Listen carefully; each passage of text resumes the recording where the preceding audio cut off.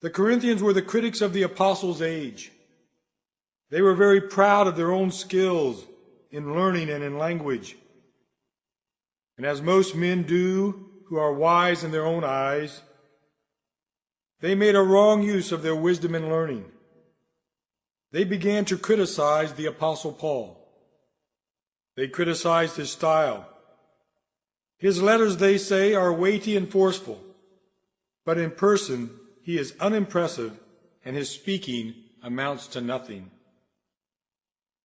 No, not being content with that, they went so far as to deny his apostleship. And for once in his life, the Apostle Paul was compelled to make a fool of himself. For he says, "You drove me to it. I ought to have been commended by you, for I am not in the least inferior to the super-apostles, even though I am nothing." The apostle wrote 2 letters to them. In both he is compelled to scold them while he defends himself. And when he had fully disarmed his opponents and wrestled the sword of their criticism out of their hands, he pointed the sword at their own chest, saying, "Examine yourselves to see.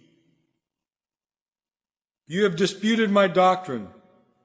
Examine whether you are in the faith. You have made me prove my apostleship. Test yourselves. Use the powers which you have been so wrongfully exercising on me.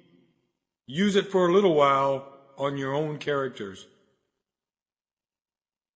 And now, my dear friends, the fault of the Corinthians is the fault of the present age. Let none of you, as you leave church today, say to his neighbor, "How did you like the preacher? What did you think of the sermon this morning?" Is that the question you should ask as you leave church? Do you come here to judge God's servants?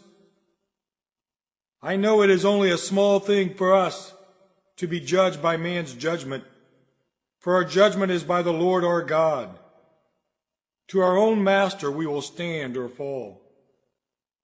But, dear friends, you should ask a more profitable question to yourselves than this. You should say, "Didn't that sermon strike my heart?